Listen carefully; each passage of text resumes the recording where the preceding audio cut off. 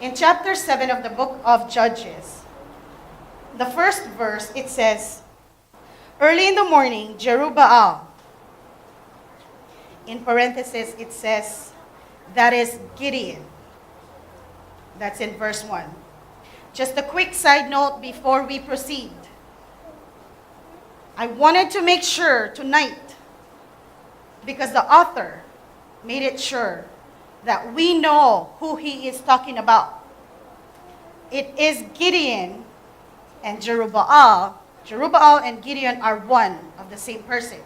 He wanted to give that emphasis to us, making sure that the readers are not going to get confused.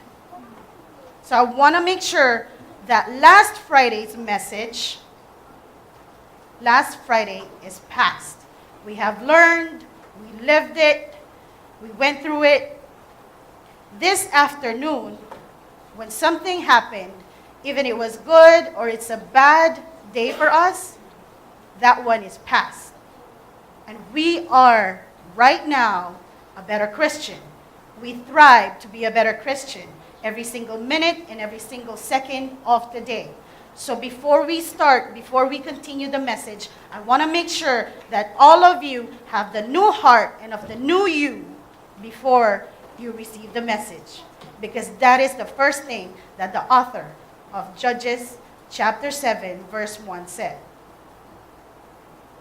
Once you got saved by Jesus, we strive to be that better Christian every day. We may fall, but we stand back up with our new self. Like what I said, last Friday is the past. Today, you are a better person. And today, we're going to be loving and knowing God more, accepting his message. And that's how we're going to start the message. Amen. I'm going to go over the story really quickly. Finally, in chapter 7, when Jerubbaal had torn the idols in his own home, so he's ready. He's ready to face the battle. There were 32,000 men enlisted against 135,000 Midianites. Yes, they were numbered. On chapter 8, you would read it. They were 135,000 Midianites. Instead of saying they look like swarms of locusts, we have heard it from Brother Arn. They were numbered. God told Gideon that your army is too large, and if they win, they would say, we won by our own might. So God asked him to announce that those who are afraid to fight can go home. 22,000 men went home. Then God said, there are still many. You would only need a few who are the bravest and the best men to fight the battle. What does the Bible say about that? Actually, in our Bible studies, Brother Arn mentioned it. And it's so awesome that this young adult are getting the Bible. It is actually the New Testament. When Brother Arn said during our Bible studies, when we went over this verse, there are too many, God said. So God would only need a few. And Brother Arn said, in Matthew 22:14, it says, many are called, but few are chosen. What an awesome revelation that he had pointed out. So God told Gideon, bring the men down the mountain, past the water, and I will show you there how to find the men that you need. So the next morning, Gideon, by God's command, asked the 10,000 men to march down the hill, just as though they were going to attack the Midianites. And as they were beside the water, he noticed how they drank and set them apart into two, to the way they're drinking the water. Some threw their shields and spears and just splurged themselves in the water.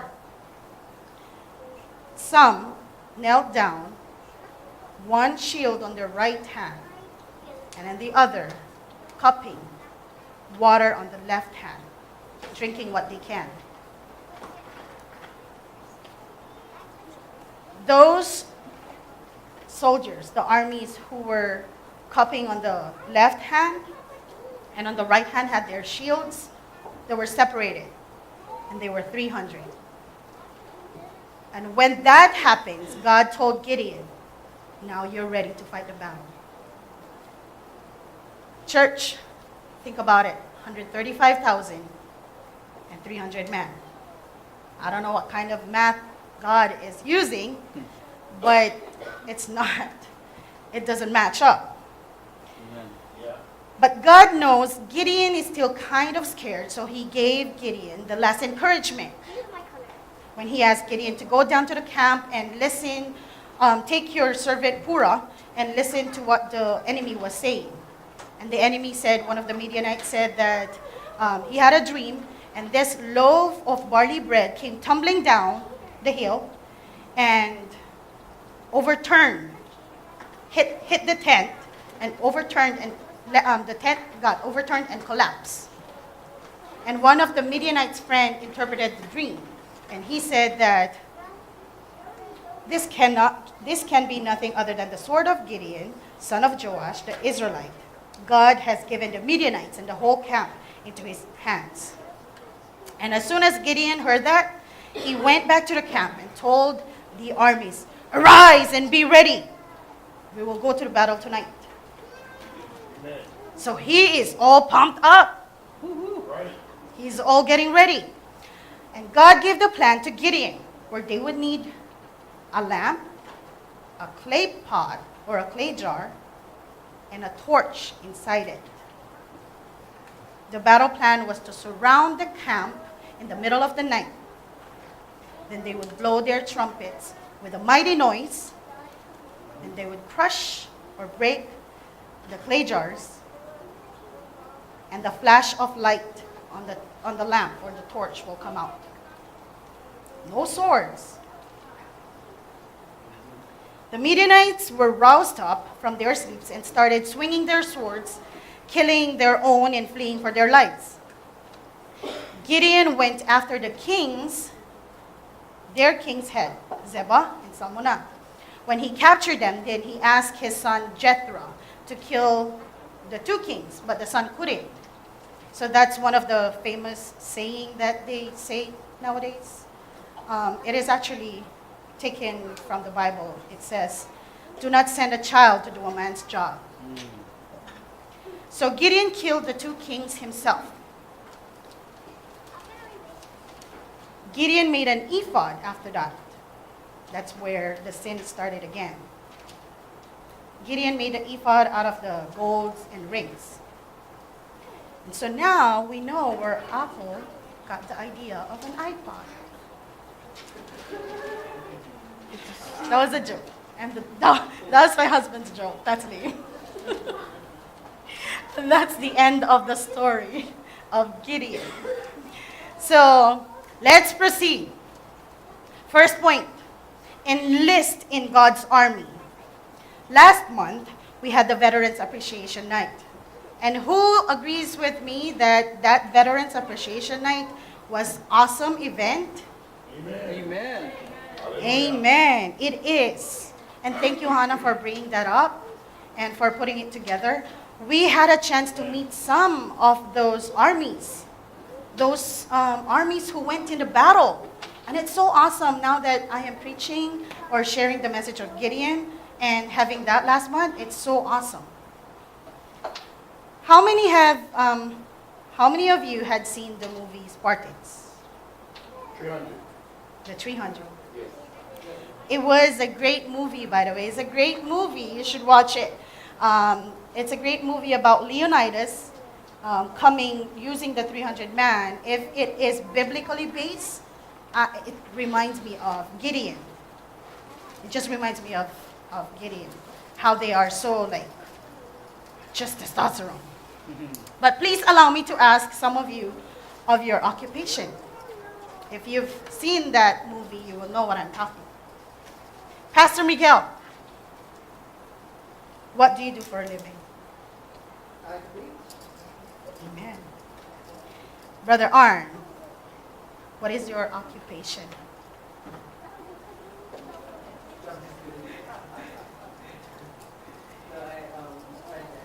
Amen. Sister Kim, what is your profession? Amen. Sister Kerr, what do you do for a living?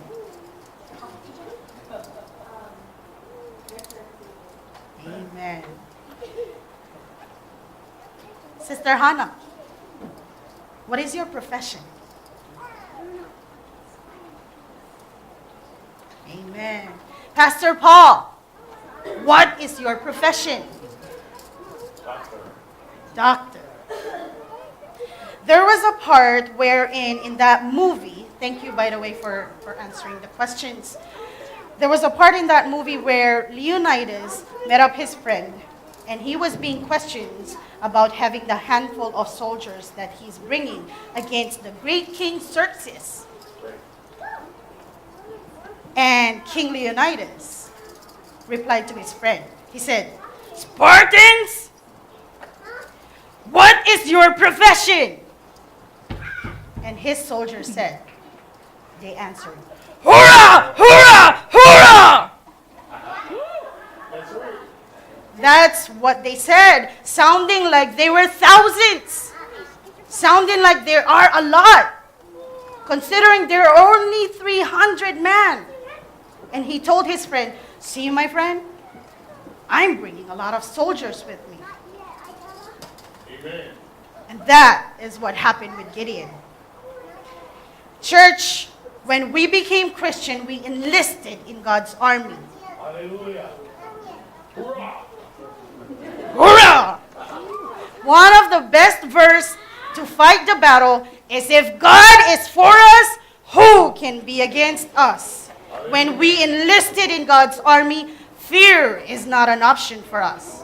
Amen. Yes, you can fear, but fear God and not the enemy, Right. because God is for you.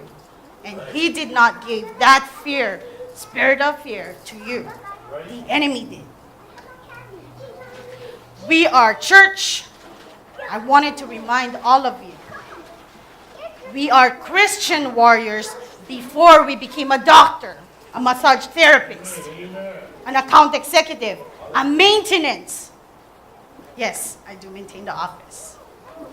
But before I became that, I am a Christian warrior. Amen. And I stand by the word of God. So take up your cross and follow Jesus everywhere, wherever, and whatever you do. Hallelujah. Hallelujah. Thank you, Jesus. I don't know about you, church, but I am all pumped up when I was reading this Gideon. And I was ready for a battle. Amen. Amen. Here, the armies are camped in the spring of Herod. Some of you Bible scholars right here probably know what is the spring of Herod means in the theologian world, and those ones who are coming to the Bible studies. Spring of Herod means a fountain of fear, a place of trembling. So when Gideon went up to the spring of Herod, taking all his men, Gideon was familiar with that place. So he took his men. He knows the place. He knows the place. He knows that it has a good vegetation and it has a lot of water. So it's the perfect place, considering it is the perfect place to train and prepare for the battle, for the armies. So he took his armies, his friends, his brothers, on the spring of Herod. And in that spring of Herod, you can actually see what's going on down in the valley. So while I was watching this, thank you to my husband. He always gives me that a lot of information. So he made me watch this, where the spring of Herod is. And then the valley where the Midianites are camped. If you're in the spring of Herod, you can actually see what was going on in the valley. So whenever the Midianites would change or something, they moved, it is the perfect place that Gideon can plan the attack from afar. There's only one thing wrong. One thing that was wrong in the spring of Herod. It is the fountain of fear. So God has to deal with the fear because Gideon took his soldiers where he is familiar, where he knows what is in the spring of Herod, and where he is comfortable, where he used to go. He took his brothers in the spring of fear. Church, who and where you're hanging out with matters to God. Amen. God said, so now God has to deal with that fear, that spring of Herod. So God said, now announce to your armies, announce to them, anyone who trembles with fear may turn back and leave Mount Gilead. So 22,000 men left while 10,000 remained. Church, it's the process of threshing, separating the real Christians, the real soldiers, to the one who think they are soldiers. Right. Separating the real Christians to the one who think they are Christians. Church, that is exactly like us. When God calls us, we enlist in the army of Christianity. We should not go back to the place where we are familiar. We should not go back to the place where we are comfortable.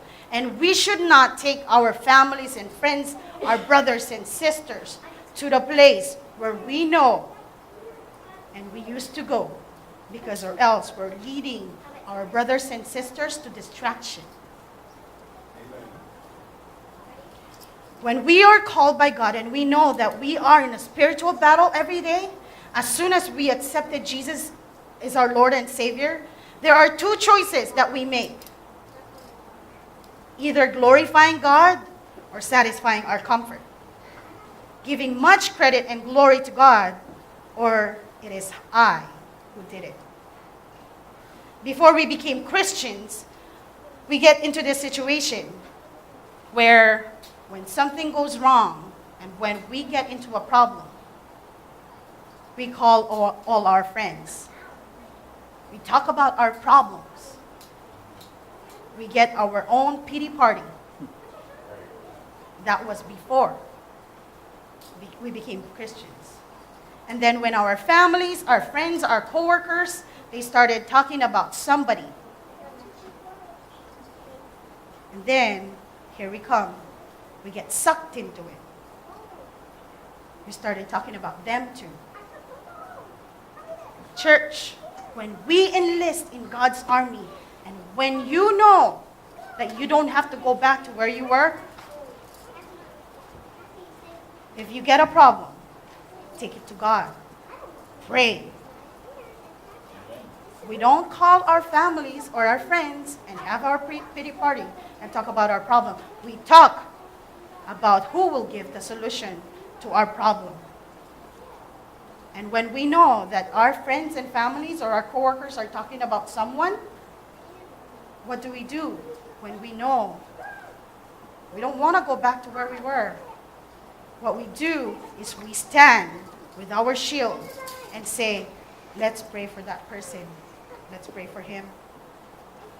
Don't get sucked into it. You know, how many of you had been in this situation? I was. Before I got into really knowing the Word of God, I would say, I'm going to do this a little bit of sin so that the enemy will not get into me. So he can't just leave me alone because I'm still sinning. Or I would have this thing wherein, God, don't test me, please. I can still do this a little bit. So Jesus wouldn't have to test me. I will still sin. Oh, church, wrong move. Because God is there.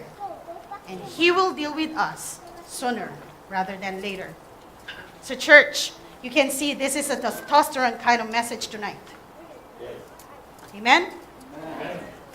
In this first verses of this chapter, God said, you have too many men. I cannot deliver Midian into your hands. Or Israel would boast against me and say, my own strength had saved me. Oh, how blessed are we to have a God like that?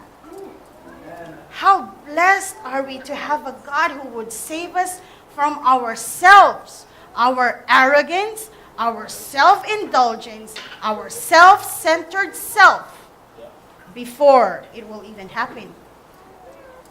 I don't know about you, church. He tried to stop it before it starts. He said, you have too many men. I cannot deliver the Midianites.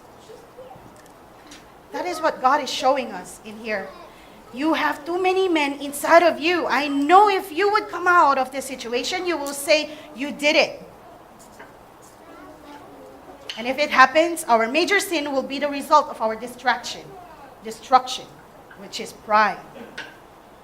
And God was dealing with it right before it starts. Be mindful of your success, church. Because when everything is good, do we still pray? It is not our failure you should fear, it's our success. God can see through us that before it would get into that pride, He dealt with it. Do not feed the multitude of sin inside of you, that multitude of animals that is inside of you. We know that we have it. God saves us in our own selves, in our own doing. Amen? And that is our God. That is my God, who would stand right in front of me and stop me from committing that sin. Second point, life is a test. God says to Gideon, this is what you're going to do to get the bravest man. Let them run down the hill like they were fighting already and go past the water and choose the men who will fight with you. God sent the armies down the hill and look for the water.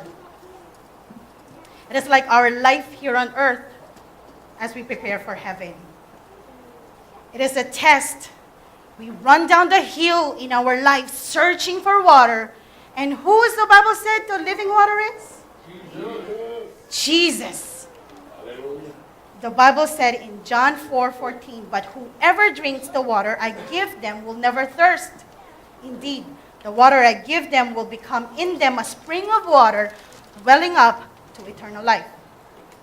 So our life here on earth, it's like we're running down the hill and we keep on looking before we became Christian. We kept looking for that living water that could satisfy us. And how did Gideon select the men? He looked at the men, how they drink. The one who splurge in the water and leave everything, just throw everything. He went splurge. And those one who had their shields on their right hand, knelt down on the left, cup on one hand, and drank what they can. It's a so beautiful picture. Most of us Christians have done this. When we receive Jesus and we say, I'll give everything to you, Lord, you just dive in, head on. After a while, it fades. Right. Right. Right? Because we just dived in. We say, I'll give it all up to you, God. And what? We did not let Him deal with us. Right. We did not let Him. We did not even get to know Him. We just left everything and splurged, dive into the water. Like what we learned last week, it's like we are doing God a favor and saving the world. Here I come to save the day. We wear this Superman, Super Arm, Super J, Super Kid, Super Care, Super Agnes, Super Vilma.